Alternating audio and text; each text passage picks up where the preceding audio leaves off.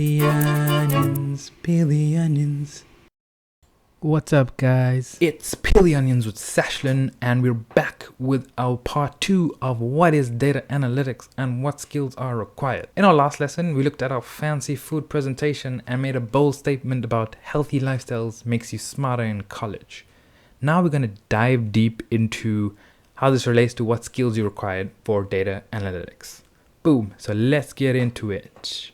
Okay, so first up, we have our title, Healthier Lifestyles Make You Smarter in College.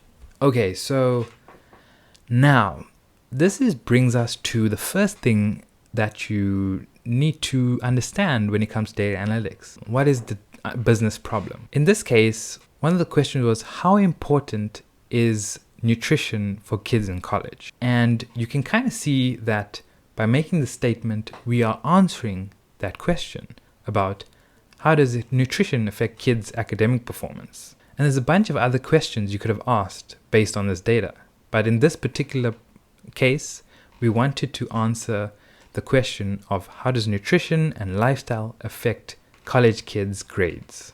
So that's the first thing that we need to understand, is like understanding the actual business problem. What are you trying to solve when you're looking at data? Because you don't want to be looking at data for no reason, because that happens way too often.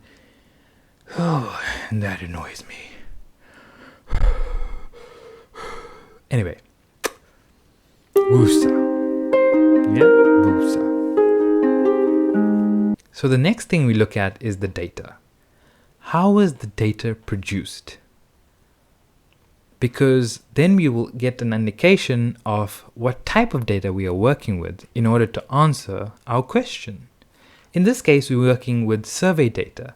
So the way that the data was produced is through asking questions to people and they giving answers and you logging them. Boom, boom, boom, boom, boom, boom. And you have data. Yeah. And this is just one example of data producers. You have survey data, but as I explained in online retail, whenever you click on that checkout, they are logging that information about you liking a certain product or you checking out a certain product. And even in football or soccer, as some people call it, somebody has to count the number of passes that someone does in a match. Someone counts this physically and then logs it and it becomes data. Imagine. That is my dream job, guys. I want to count for a living. Yeah. No, I don't want to.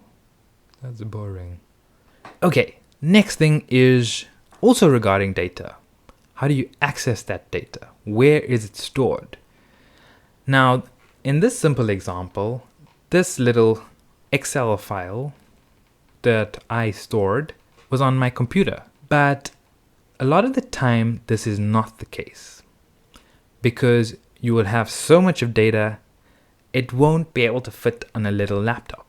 It'll need to fit in this thing called a database. I'm sure some of you guys have heard of a database before. Now, basically what databases are just picture in the olden days when you had a filing system and you had to manually go and file into each shelf and store some data.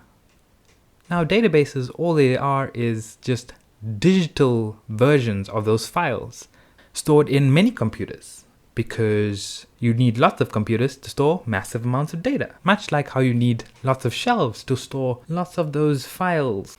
There are various different types of digital storage and databases. Now, we will unpack this in more detail very soon.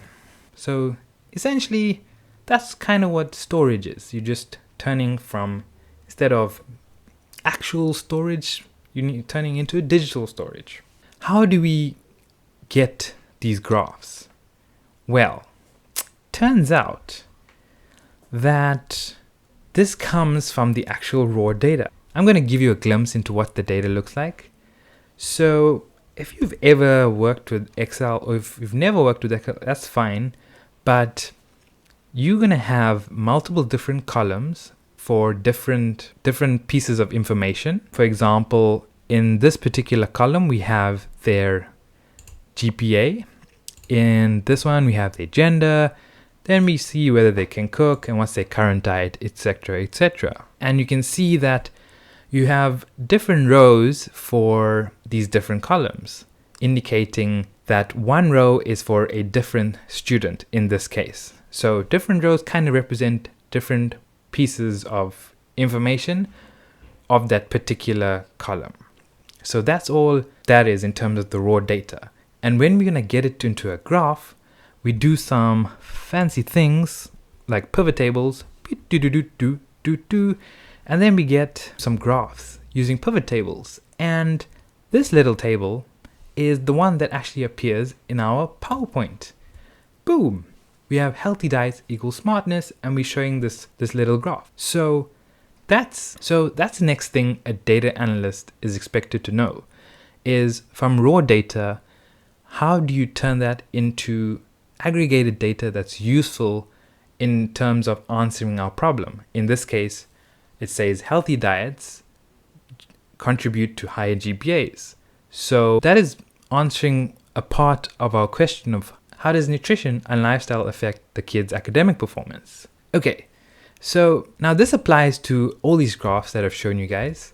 You need to be able to use that raw data that I showed you, those rows and columns.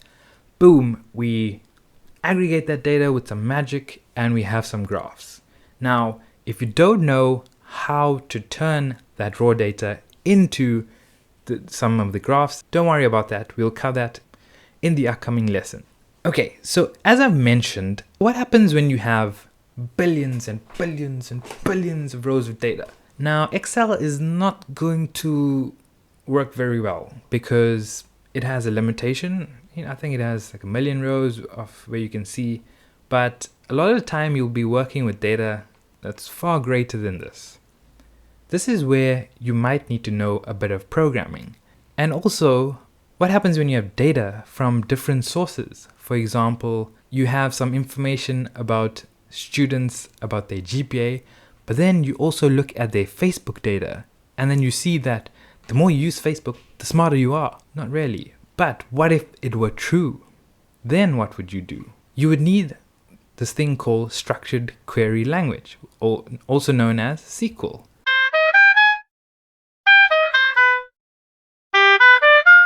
Now, programming might seem daunting at first, but it's actually similar to learning anything else. The more you learn it, the more you do it, the better you get at it. It's really as simple as that. And after some time, it just becomes second nature, even if you're not from a programming background. Now, we also saw that graphs play an important part in data analytics. How do you display graphs? And how do you read them? So these two things are quite important in terms of visualizing your data, so you can actually answer the question that was posed to you in the beginning. So for visualization, you can generally just use Excel, but there's also some other tools such as Power BI or ClickView that you may use as a data analyst. Just to recap what we went over, in data analytics, the skills that you need to have is you need to understand the business problem. What are the data producers? So what is producing the data? How are you getting the data access? Where is the data being stored? How to excel at Excel?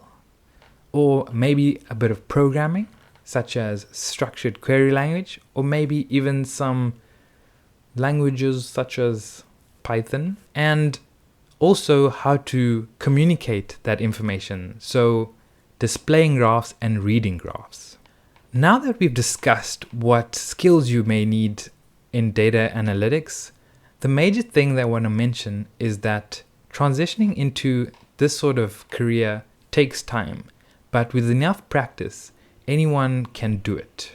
Now that we explained what skills are required for data analytics, we're going to take a little deep dive into some of these skills. First up, in our next session, we are going to see how we excel at Excel. So check that one out, guys. Somewhere over here or here, but check it out.